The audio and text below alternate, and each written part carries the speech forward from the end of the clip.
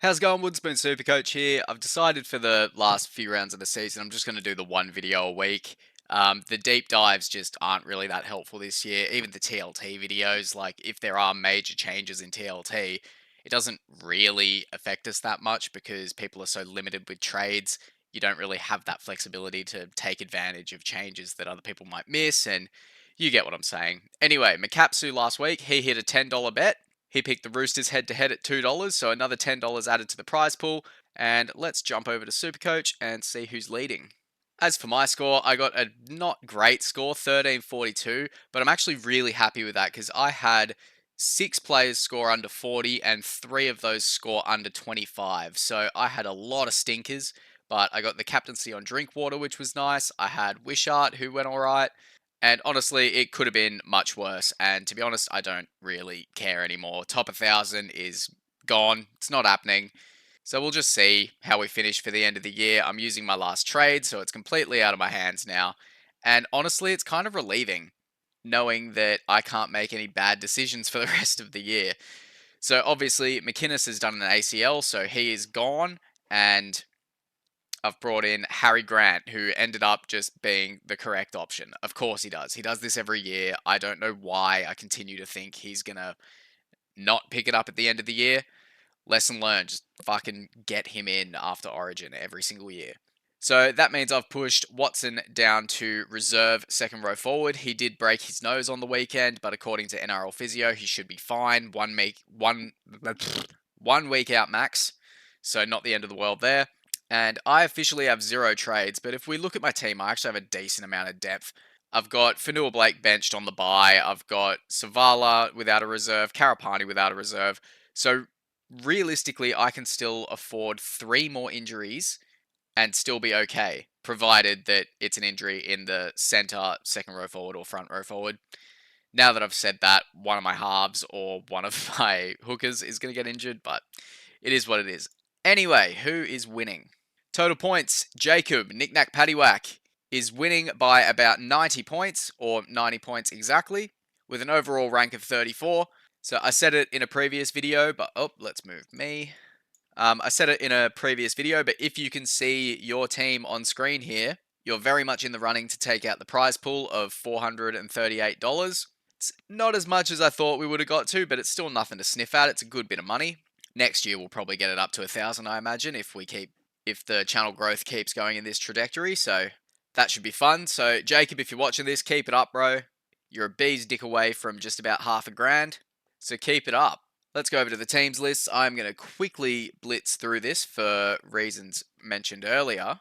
If there's anything significant, I'll let you know. Straight away, something significant. Keon is back. So if you held on to him, well done. Good patience. Or you just didn't have the trades to get him out and it's worked out for you. Which pushes Tallis Duncan to center. So not great news for Tallis Duncan. If you went him as a pod, probably still worth it because he's just been fucking killing it. And with how good he's been, I don't see why he can't kill it at center as well. So that's some good news for the Bunnies. Hubner's back as well, same with Cody Walker and Brandon Smith. Latrell Mitchell is still out. Cool, what else? Bit of a shuffle around for the Dragons, nothing Supercoach relevant. For the Panthers, Isaiah Yeo has been named on the extended squad. He may come into the team, who knows?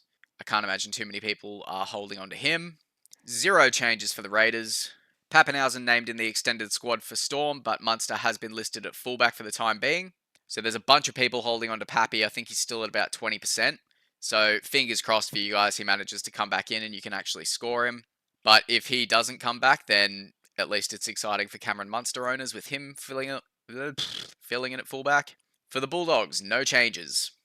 For Manly, Garrick is nursing a shoulder injury. He's gone for the year. They're making that sound not as bad as it is. He's done. He's gone. I antipoded him a while ago, so it doesn't affect me too badly, or at all, really.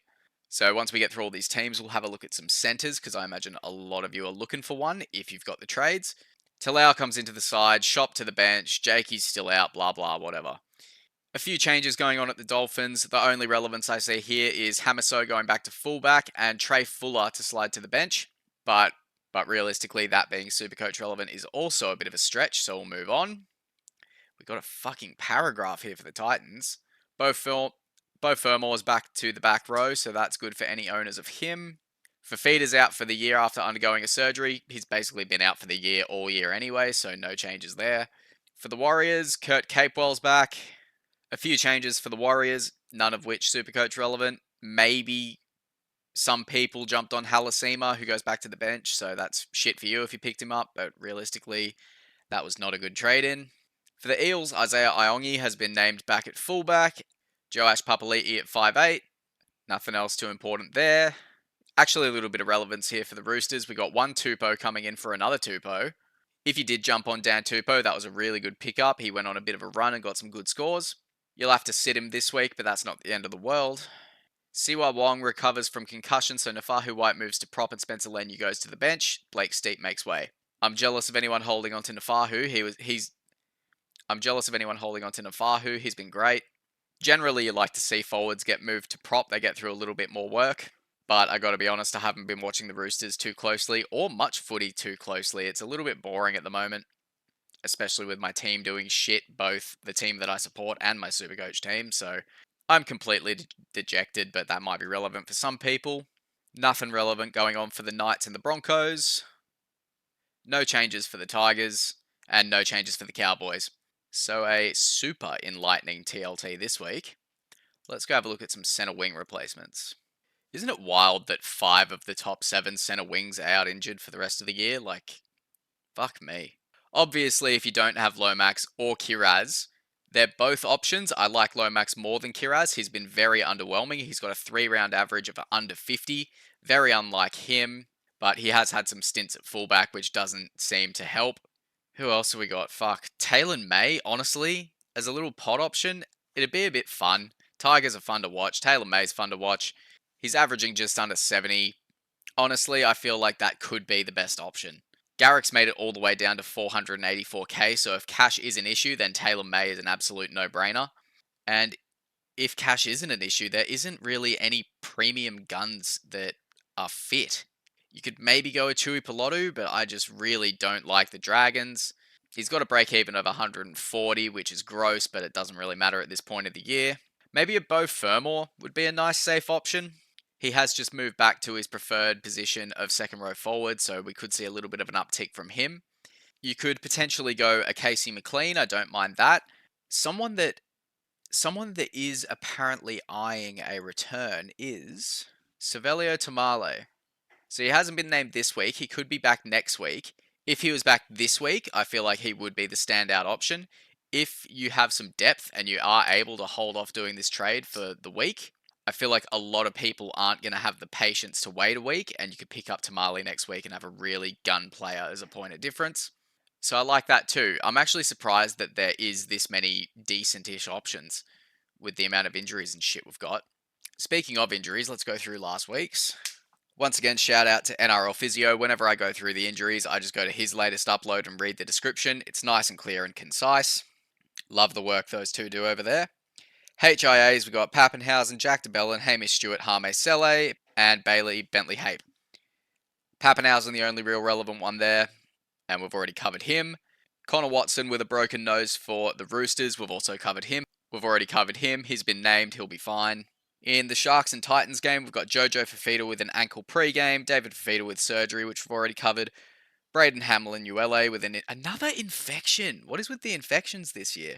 Jamin Jolliffe with a knee, and Cameron McInnes with an ACL. I was so high on running home with Cam McInnes. He's just so safe. Harry Grant is, now that we've got a little bit more of a sample size on Harry Grant, he was the right choice. He is outscoring McInnes.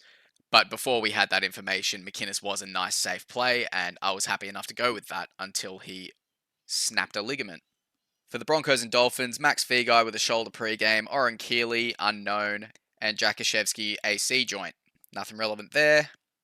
Latrell Mitchell with a back pre-game, we've covered him. He's not named this week. Garrick with a shoulder, we've covered, and Stafford Toa with a shoulder and arm. This is like a little bit of a reach, but I suppose that kind of shores up Taylor May a little bit. If he was to play really shit, they don't have Stafford Toa to come in and replace him. I don't know if Toa was starting recently, but something to consider. And that is it. Don't forget to leave a comment down below with any bet you like for the week. It's completely free. I pay for it. And if it wins, it goes to the prize pool for the group league. I'm starting to think up some ideas for how to make the channel a bit more fun next year. I'll keep that close to my chest for now because I might change it. But yeah, anyone who is watching my videos at this point of the year, I appreciate the fuck out of you. It is completely dead. No one's watching anything, which is normal. It's just what happens at this time of the year. It's fine. But if you are here, I really appreciate you. Leave a like, subscribe to the channel. It all helps. And good luck for round 25. Fingers crossed, no more fucking injuries. Uru, bye bye.